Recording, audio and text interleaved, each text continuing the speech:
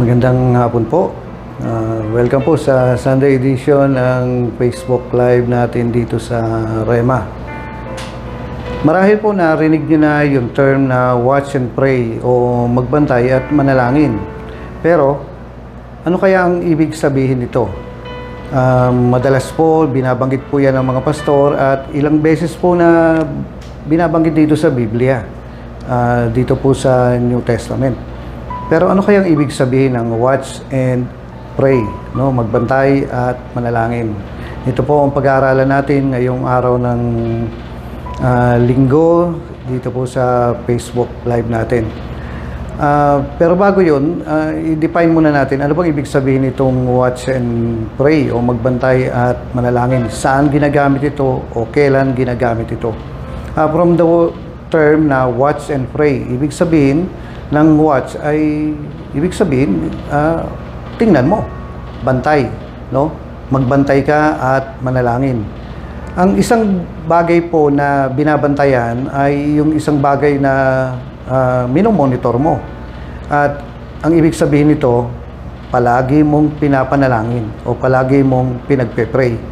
Pag sinabi kasi nating watch, ay hindi lang lilingon-lingon ka kung hindi nakatitig ka. Actually po, ang ibig sabihin ng term na to na ginamit dito sa Biblia ay yung may pagka-paranoid o paranoia na para bang nag-e-expect ka na may mangyayari, no? At kaya nga doon sa sinabi ko na merong idea ng paranoia na andun yung kaba mo, andun yung agam-agam mo na baka may masamang mangyari. And actually po, ganun talaga. Sa pagbabantay, nandun, hindi mo maalis yung paranoia. Bakit? Ito po ay inuna ng Panginoon sa atin in order na manalo po tayo sa mga bagay na nangyayari at mangyayari sa buhay natin. Kailangan po ang bagay na ito, alin? Yung magbantay at manalangin. Ang ibig sabihin po ng magbantay o yung watch, hindi ito, ulitin ko, hindi ito yung patingin-tingin ka lang, kung hindi, nandun po yung ideyang nakatitig ka, nakabantay ka. Ano pong ibig sabihin? Dito po sa watch, meron po kung magiging halimbawa rito na ulitin ko, na matagal nyo nang naririnig, na bigyan ko lang po ng konting din ito bago ako pumunta doon sa mga aktual na mga sitwasyon na ginagamitan ng watch and pray. Naalala ko po noon yung camping, no? Sa isang kampo natin dito sa may Florida Blanca, pinapanalangin po namin yan at natin pinapanalangin. At take note, katulad po ng camp, hindi lang isang beses mong ipagpe-pray yan, maraming beses mong pinagpe-pray yan. At kapag maraming mong beses pinagpe-pray yan, ibig sabihin binabantayan mo na sa prayer, no? Kaya nga sabi niya, balikan ko lang po, andito na yung tip, watch and pray, magbantay ka at manalangin. Hindi sapat na manalangin lang. Kailangan ang pagbabantay. Ano nga ibig sabihin ulit ng pagbabantay? Ay palagi mong ipagpe-pray, palagi mong titingnan, palagi mong i-check. At balik po ko rito sa kwento. At habang pinagpe-pray po namin yung camp, hindi isang beses lang, kundi palagi. Ibig sabihin, watching. Ano po? Gusto ko pong tumayin mo ito. Watching. Nagbabantay ka. At doon po sa pagpe-pray namin, doon po sa, palagay ko, imagination ko, pero nakita ko po, doon sa wire sa taas noong stage, meron po akong nakitang ahas. No? Hindi ko ma-distinguish kung ito ay imagination o pangitain. Basta, sa isang flash lang, nakita ko na may nakapalupot na ahas doon sa wire. Ngayon, nakita mo na yon, no? Dahil pinagpe-pray mo ito, anong gagawin mo? Nakita mo na. Ngayon, iniisip ko, baka imagination ko lang o baka pangitain. Nanigurado na po ako. Iniisip ko po, tinanggap ko na pangitain. Ang ginawa ko, binind ko na. Ikaw na espiritu ng ahas na gustong manggulo sa camp. Lumayas ka sa mga kuryente na yan. Ikaw na ahas na nakita ko sa pangalan ni Jesus. Lumayas ka sa mga wire na yan. At pagkatapos noon, tapos na po. Nagpatuloy ang prayer dahil ilang araw na lang, mag-start na ang camp. Summer camp ito doon sa may Florida Blanca. At alam niyo naman po ang arrival natin ay Monday. Pero pagdating po ng Huwebes Santo, yung time na yon, bigla pong naputol ang kuryente. Bigla po kaming nawalan ng kuryente. At pagdating ng Huwebes Santo, saan ka kukuha ng electrician, aakyat dun sa wire. At paano mo tatawagan ng Meralco o kung ano man ang company ng kuryente sa lugar na yan para Huwebes Santo, puntahan ka, akyatin yung poste dahil nawalan kayo ng kuryente. Mukhang malabo po. Pero ito po, dahilan sa naipag-pray ng marami yung camping na yon at nandun po nakita yung ahas na nakapalupot dun sa kuryente. Purihin ng Panginoon na meron po kaming naisama na isang electrician. At nung sinabi ko, paano bang gagawin natin dito, tinuro niya mismo kung saan naputol yung wire. At alam niyo mga kapatid, kung saan yung exact position na nakita ko doon sa akala kong imagination na nandun yung ahas na nakapalupot doon sa wire, doon niya mismo tinuro na doon naputol yung kuryente. At ano po nangyari? Praise the Lord, umakyat siya dahil yan ang trabaho niya at matagumpay naman niya na naikabit yung kuryente. Kaya tuloy-tuloy ang camping natin noon na walang abala. Ano pong ibig ko sabihin dito? Ito po yung tinatawag na watching and praying. Yung term na watch and pray, yun. Babantayan mo yung camp na yan sa panalangin. Babantayan mo ang pamilya mo sa panalangin. Babantayan mo yung ministry mo sa panalangin. Bakit? Kasi may mga pagkakataon na hindi sapat ang prayer lang. Kailangan ang pagpabantay. Maging ang sarili mo ay kailangan mong bantayan at tsaka ka manalangin. Sanay na sanay tayong mga taga-rema na aasa tayo sa tongues. Oo, tama, maganda yan. Pero may sinabi po si Pablo, mananalangin ako sa aking unawa at mananalangin din ako sa aking espiritu. Hindi inaalis ng Diyos yung pananalangin sa unawa, yung pananalangin sa alam mo. Dahil sa alam mo ito, ipagpe-pray mo. Paano naman yung mga hindi mo alam na ipanalangin? No? Kung hindi mo alam, hindi mo papanalangin. Kaya aasa ka sa tongues, sa prayer sa tongues. Pero kung alam mo na, may papanalangin mo na. Ano pong ibig ko sabihin? May mga pagkakataon po na sadyang ipapaalam ng Diyos sa iyo kung ano yung dapat mong ipag-pray. No, hindi puro tongues lang. May mga pagkakataon po, ulit ko po, nililinaw ko, tama lang ang tongues. At kahit ako, ang prayer ko po ay 90% sa tongues. Pero meron pa rin ako 10% sa Tagalog. At ito po ang nagagawa ng watching and praying. Doon po sa pananalangin mo, sasadyain ng Diyos na ipakita sa iyo yung mga bagay na ito. Maaring sa mga miyembro mo, pamilya mo, mahalagang bagay sa iyo o sa negosyo mo, o kung ano mang bagay na magbibigay sa iyo ng malaking problema kapag nagka-problema. Minsan may mga pagkakataon pong ipapakita sa iyo ng Diyos itong mga bagay na to para mapag-pray mo na. At doon po pumapasok yung watch and pray. Magbantay ka at manalangin. Katulad po nung binabanggit ko sa inyo kanina, yung pong camping natin, hindi lang isang beses binabanggit ang camping pagdating sa prayer. Yung pamilya mo, yung personal mo, yung ministry mo, yung mga miyembro mo, yung mga ginagawa mo sa Panginoon, hindi lang isang beses pinagpe-pray yan. Yan po ay palaging pinagpe-pray, ibig sabihin, watching. Tinitingnan mo kung ano ang nangyayari. At minsan may ipapakita ang Diyos sa iyo doon na kailangan mong bigyan ng pansin. Bakit? Sasabihin ng Diyos sa iyo, yes. Bakit? Kasi nagwo-watch ka. You were watching. At dahilan sa nanonood ka o nagbabantay ka, nakatingin ka, madalas kang nakabantay, nakatingin, manalangin ka ngayon at andun yung tatalabyan. Ngayon, pag-aralan po natin, kailan ginagamit ang watch and pray? Kailan ginagamit ang pagbabantay at ang pananalangin? Number 1, dito po sa aklat ng Mateo, ang watching and praying, yung watch and pray, magbantay ka, manalangin, para maging matagumpay ka, no? Una-una, ginagamit pagdating sa tukso, temptation. Sino po rito ang dumadaan sa tukso? Congrats! welcome sa Kristyanismo dahil walang Kristiyano na hindi dumadaan sa tukso. Maging si Jesus ay dumaan sa tukso sa loob ng 40 days, no? At hindi lang yun, marami pa siyang dinaanan sa loob ng 3 years niya na pagmi-ministry dito sa mundo, no? Puro temptation yan, puro tukso yan.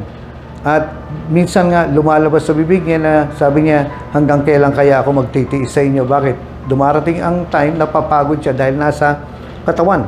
At nung pinanganak siya, nagkamalay hanggang sa dumating siya sa ika-30 anyos, no, hindi po ako naniniwala na hindi dumaan sa kanya ang temptation. Bakit? Kasi lahat ng nandito sa lupa at maging kahit Kristiyano ka na, lalo ngayong Kristiyano ka na, tutuksoy ka nila, no, ng mga kaaway natin. Pero merong pong solusyon ng Diyos riyan. Merong sandata ang Diyos riyan. Ano yun? Watch and pray. Ma-overcome natin ang tukso sa pamamagitan ng watching and praying. Dito po sa Matthew 26 verse 41, no? Sabi niya ganoon, magpuyat kayo at manalangin, no? Upang huwag kayong madaig ng tukso. So very specific siya, sabi niya ganoon, in order na ma-overcome mo ang tukso, no? Alam niyo mga kapatid, isang tulak lang sa yung ganoon ng kaaway, pagka tinamakan ka niya sa isang critical point, wala ka na sa ministry. Isang pitik lang sa iyo ng kaaway, kahit mahina yan, o sabihin natin malakas yan, dun sa critical na time, no, sa isang posisyon mo, mga kapatid, kung itakin man ang kamay ko, mawala itong kamay kong ito, pwede pa akong mabuhay. Pero pag ang liig, wala na. No? Minsan nga kapag nanonood tayo ng pelikula, kapag nabaril yung bida, kung dito lang sa parting kamay na ito, o kaya dito lang sa braso na ito, daplis lang, alam mo, mabubuhay yung bida. Pero kapag ka sa ulo na, sa liig, o dito sa dibdib, ando na, alam mo kagad na wala na. At ito po ang tinutukoy dito. May mga time po na ang atake ng kaaway sa atin, no? Kahit na maliit lang yan, kahit na kaunting tulak lang yan, pero dahil sa critical ang area na tinamaan niya, maaaring matumba ka kagad. Kaya nga, ano po ang solusyon ng Diyos riyan? Watch and pray. Hindi sapat yung nagpe-pray ka lang. Suntok sa buwan o suntok sa hangin. Ang gusto ng Panginoon, alam mo kung ano yung sinusuntok mo. Alam mo kung ano yung tinitira mo. Alam mo kung ano yung binabind mo. At meron pong isang pagkakataon na si Jesus ay nagpray sa isang taong grasa. At na yung meron siyang 2,000 demonyo na nandun. Actually, sabi nila, hindi naman talaga 2,000 demonyo yun eh. 2,000 baboy lang ang napasok nila. Maaring masigit pa o mas kaunti yung nandun sa tao, pero kaya nilang sakupin, no? Marami silang sayang sakupin. 2,000 baboy nga. Okay. Pinag-pray niya itong taong ito na lumabas yung masamang espiritu. Ano nangyari? Hindi lumabas. Yung prayer ni Jesus, hindi tumalab. Yung salita ni Jesus, yung utos ni Jesus, yung rebuke ni Jesus, yung binding ni Jesus, yung command ni Jesus, yung panalangin ni Jesus, ay hindi tumalab. Yan po ang nakalagay sa Biblia. Ano pong ginawa ni Jesus? Bago niya pinag-pray ulit, tinanong niya, anong pangalan mo? At sumagot po yung taong grasa. Sabi niya, ang pangalan nila ay Legion dahil marami sila. Sometimes, sa pananalangin po, kailangan malaman natin kung anong pangalan. No? Kaya nga, huwag po kayong matakot na magpa-check up sa mga doktor. At alamin nyo kung ano yung pangalan nyo. Although gagastos lang kayo talaga, pero alamin nyo kung anong pangalan ng sakit na yon. Alamin nyo kung ano ang tawag doon sa sakit na yun. Kunin nyo yung pangalan niya. At kapag ka nalaman nyo na, simulan nyo ng ipanalangin. No? Simulan nyo ng rebukein. Dahil ganoon ang ginawa ni Jesus. Nung nakuha niya yung pangalan ng demonyo doon sa taong grasa, tinawag niya ngayon. Sabi niya, ikaw at ang mga kasama mo, lumabas ka. No? Lumabas kayo. At dito po sa kwentong ito, dito sa kasaysayan ng Biblia, patungkol dito sa taong grasang ito, matagumpay niyang napalayas lahat ng mga kumokontrol dun sa tao at ang taong ito ay lumaya. Sometimes kailangan nating malaman kung ano yung kailangan nating pag-pray. Kaya nga, watch and pray. Makikita mo yung kilos, makikita mo yung tawag, makikita mo yung pangalan. Kaya nga, kapag ka narinig mo na, nagparinig sa'yo, nagparamdam sa'yo, na panaginipan mo, narinig mo, naamoy mo, o nakita mo, kahit sulyap lang sa gilid ng mata mo, basta pinakita na sa'yo ng Diyos yan, ibinibigay na niya sa'yo yung pangalan, harapin mo na, i-deal mo na. No? Kaya nga dito mga kapatid, sabi niya ganon, magsipagpuyat kayo at manalangin. Same lang ang term dito, same lang ang sinatawag na watch and pray. Magpuyat kayo at manalangin. Ibig sabihin, hindi isang minutong panalangin, hindi 30 minutes na panalangin. Actually, hindi isang oras na panalangin. Kuya Boy, meron bang ganon ha? Sobrang haba? Sabi niya magpuyat kayo. Hindi ka titigil hanggat hindi ka puyat. Bakit? Kasi kailangan manalo ka sa pagkakataong ito. Bakit? Kasi gusto niya ibagsak yung ministry mo. Gusto niyang saktan ang pamilya mo. Gusto niyang sirain yung negosyo mo. Gusto niyang wasakin yung pangarap mo sa Panginoon. At ang pangontra mo sa Kanya ay yung watch and pray. Kaya nga, pagdating sa tukso, no, ang watching and praying ay dito ginagamit. Ulitin ko po. Sabi niya, magpuyat kayo at manalangin. Watch and pray. No, kailangan mo siyang babantayan sa prayer. Hindi isang beses lang, kundi maraming beses. Hanggang sa, andun po ang promise ni Lord, kung gagawin mo to, watching and praying, mananalo ka sa bawat tukso na daanan mo. Okay, number 2, makikita po natin dito yan sa Ephesians chapter 6. No, Ephesians chapter 6, ang number 2, verse 18. No? Okay, number 2, saan gagamitin ang watching and praying? Yung watch and pray, pagdating na sa pakikipaglaban sa kaaway. No? Maaring sakit ang pinaglalaban mo, o kaya kahirapan ang pinaglalaban mo, umaatake yan. Yes, magpe-faith ka. Hindi ka mananalo nang wala kang faith. Pero pagdating na sa battle, no, sa pakikipaglaban, kailangan po ang watching and praying. Sabi niya sa verse 18, ang lahat ng ito ay gawin ninyo sa pamamagitan ng mga panalangin at pagsamo. Manalangin kayo sa lahat ng pagkakataon, praying sa patnubay ng Espiritu Santo, kaya't lagi kayong maging handa. Same lang ang term na ginagamit po sa watch and pray. Maging handa at patuloy na manalangin para sa lahat ng hinirang ng Diyos. Mga pastor, tayo po ang inatasan ng Diyos na maging tagapagbantay ng mga tupa natin. No? I-reveal sa iyo ng Diyos yung mga nangyayari sa tupa mo. Bakit? Karapatan mo yan. Hindi po pwedeng hindi mo alam. Siya ang great shepherd, ikaw ang under shepherd. No? Siya ang great shepherd, tayo ang under shepherd. At tayo po dapat nakikipagtulungan sa Panginoon. At siya ay tutulong sa atin. Sa papanong paraan. Sasabihin niya sa atin kung ano ang mga nagiging problema ng mga tupa natin. Pero paano mo malalaman yan? Kung ikaw ay nagbabantay at nananalangin. During sa time ng prayer mo, sasabihin niya sa iyo kung sino na nga yung may planong mag-asawa. Sasabihin niya sa iyo kung sino yung nanlalamig na o manlalamig pa lang. At sasabihin niya sa iyo kung ano na ang nangyayari at mangyayari sa mga tupa mo. At ito po ang extra. Mga kapatid, kung magiging mapanalanginin po tayo, wala po tayong mahal sa buhay na mamamatay o maaksidente nang hindi muna niya ipapalam sa atin. Pero bago mangyari yan, kailangan nakabantay ka doon sa mahal na buhay na yun. Kailangan, bago mo malaman ang nangyayari sa mga tupa mo, nakabantay ka doon sa mga tupa mo. Alam niyo po ba, nakalagay dito sa Proverbs, bantayan mo at lagi mo dapat alam ang katayuan ng iyong kawan. No?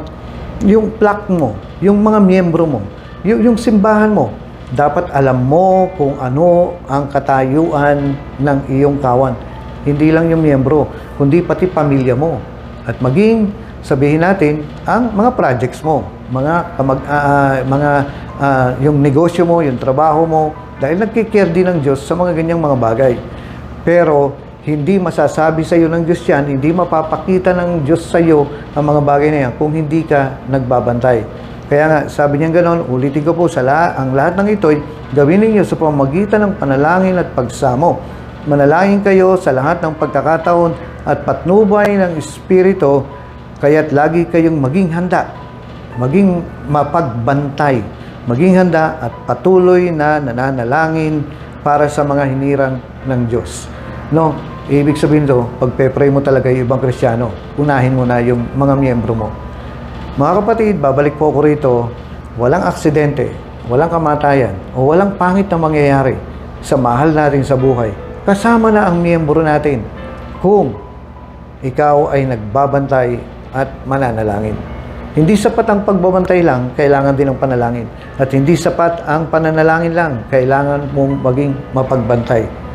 So, number 1, ginagamit po ito sa tukso. Pangalawa, sa pakikipaglaban. At pangatlo po, para makasama ka ng rapture. Tingnan po natin dito sa Mark chapter 13. Mark chapter 13. Simulan po natin dito sa verse 29. No?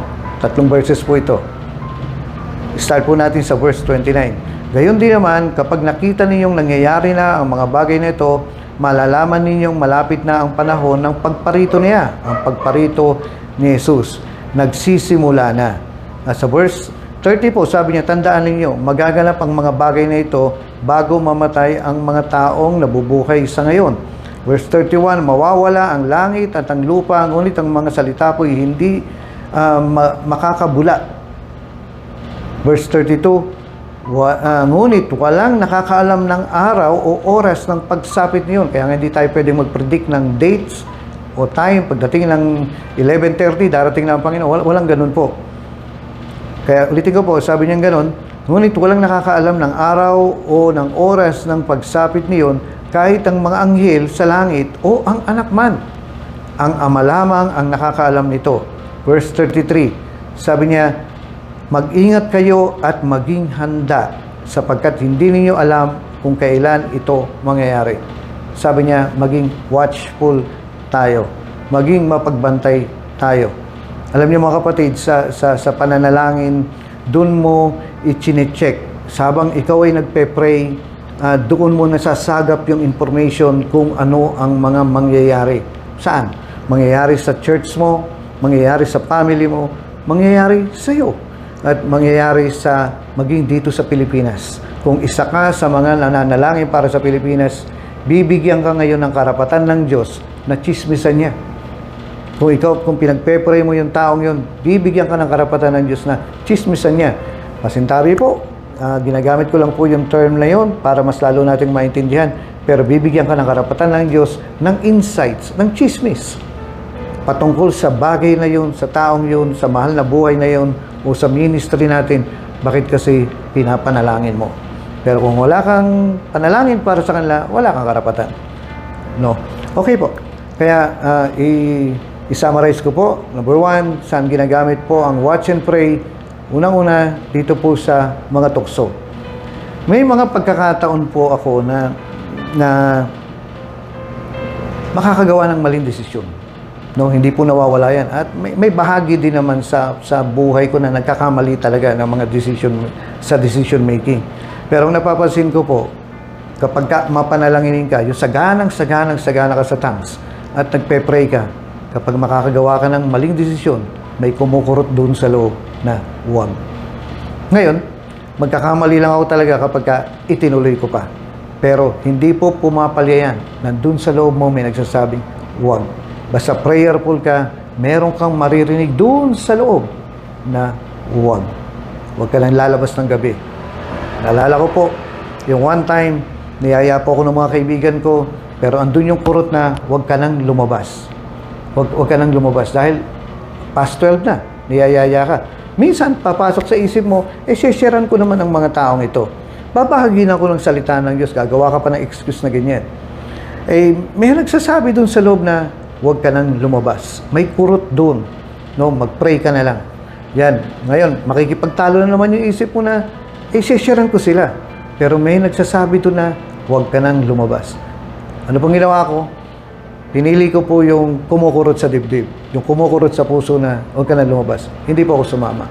Pagkaraan po ng 30 minutes, no, mga 7-8 sila. Wala namang 10.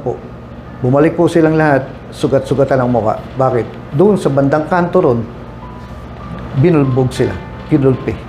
No, sinaktan sila, pinalupalo sila, at lahat sila may sugat pagbalik. Mga kapatid, dapat kasama ako doon. Pero dahilan sa merong magsasabi sa iyo doon na huwag ka nang lumabas. Pero alam niyo po ba, desisyon ko pa rin. Kaya nga, pagka andun na yung maliit na kurot, yung maliit na sign, yung inward witness na wag ka nang tumuloy, makinig ka. Dahil kung hindi, mapapahama ka. Ito po ang tinutukoy ko po rito, unang-una sa tukso, pangalawa sa pakikipaglaban, at pangatlo, ito po yung magbibigay sa atin ng kasiguraduhan na sasama tayo sa muling pagbabalik niya. Minsan kasi ang mga tao po, matagal pa naman yan makakapagsisi pa ako yung mga ganyang klase ng pangangatwiran.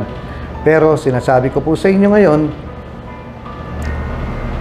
kailangan po ang iba yung pagbabantay, lalo na sa panahong ito, na malapit nang dumating ang Panginoon, na hindi basta-basta pwede na lang yung mag-pray ka lang ng simple, mag-pray ka lang ng konting ganyan, mag-pray ka lang ng konting ganon, kung hindi yung tutok, no, nakabantay ka, nakatoka ka. Kumbaga parang round the clock meron kang binabantayan. At ulitin ko po, anong ibig sabihin po nung term na watch and pray, yung watch, yung pagbabantay, andun po yung idea ng paranoia. Napaparanoid ka, bakit? Kasi andun yung parang may mangyayaring masama. At kung very watchful po tayo sa ganito, at andun yung spiritual na pagiging paranoid mo, hindi ka maiisahan ng kaaway kahit kailan. Kailan ba tayo naiisahan ng kaaway? Kapag mababa na ang ating gwardiya. Kapag hindi na tayo nagbabantay na, naku, mukhang tinitrick ako ng kaaway dito, mukhang inuutakan ako ng kaaway dito, mukhang lulukuhin ako ng kaaway dito, naku, mukhang dadayain ako, naku, gagamitin ng kaaway dito. Mabuti pang ganun ang isip mo. Bakit? Kasi kapag baba na ang gwardiya mo, at wala na yung pagbabantay, doon tayo nautakan. Alam niyo mga kapatid, si Eva po ay natukso. No, nalinlang siya. Si Adan hindi. Alam niya yung ginagawa niya. No, walang excuse doon. Yung babae po ang nalinlang. Yung babae ang nadenggoy. Kumbaga, yun sa term na yun. Yung babae ang na-deceive, na-trick. Pero si Adan, alam niya yung ginagawa niya. Hindi po ang diablo ang nagbigay kay Adan, kundi si Eva. Si Eva kasi ay hindi nagbabantay nung time na yun. At ito po yung usapang sa relasyon. Kapag asawa mo, andun dapat yung pagbabantay mo sa panalangin. No, kasi yung time na yun, dapat si Eva hindi nag-iisa. Nung time na yun, yung isa sa mag-asawa ay hindi dapat nag-iisa. Kasama niya dapat yung kanyang kabiyak. Kaya nga, paano kung malayo si Mister o si Mrs., bantayan natin sa prayer. Paano kung malayo yung mga bata, nandiyan ka sa abroad, bantayan natin sa prayer. Paano kung malayo yung mga miyembro mo, bantayan natin sa prayer.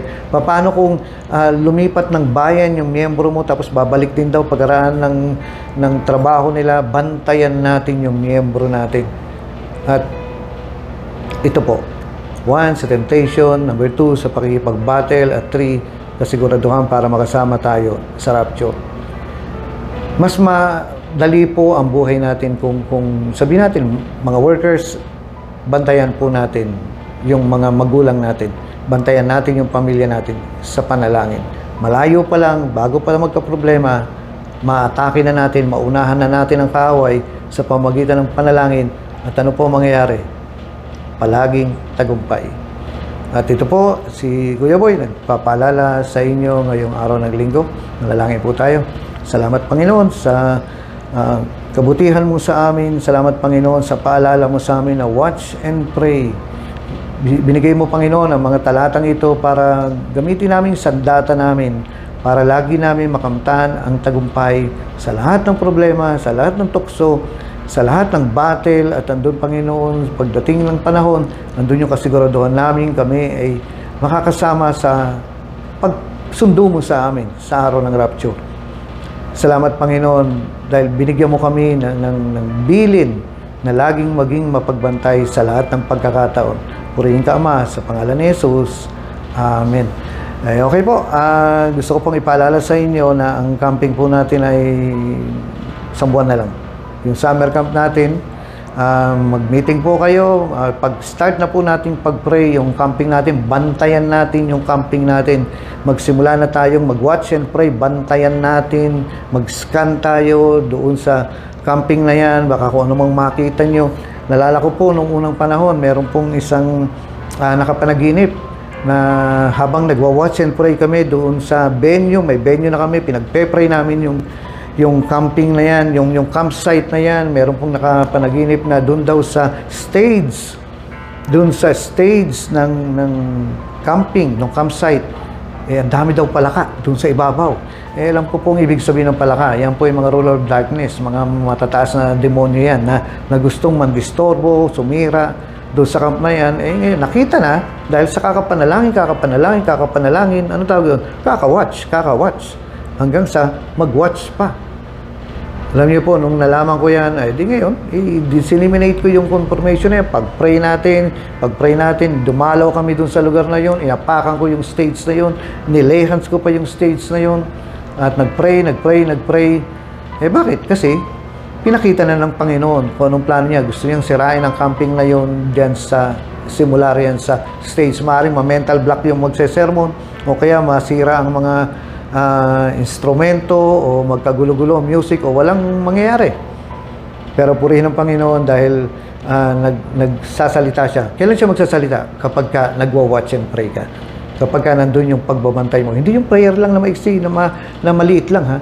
Kung hindi yung talaga nagbabantay ka, doon bibigyan ka niya ng revelation.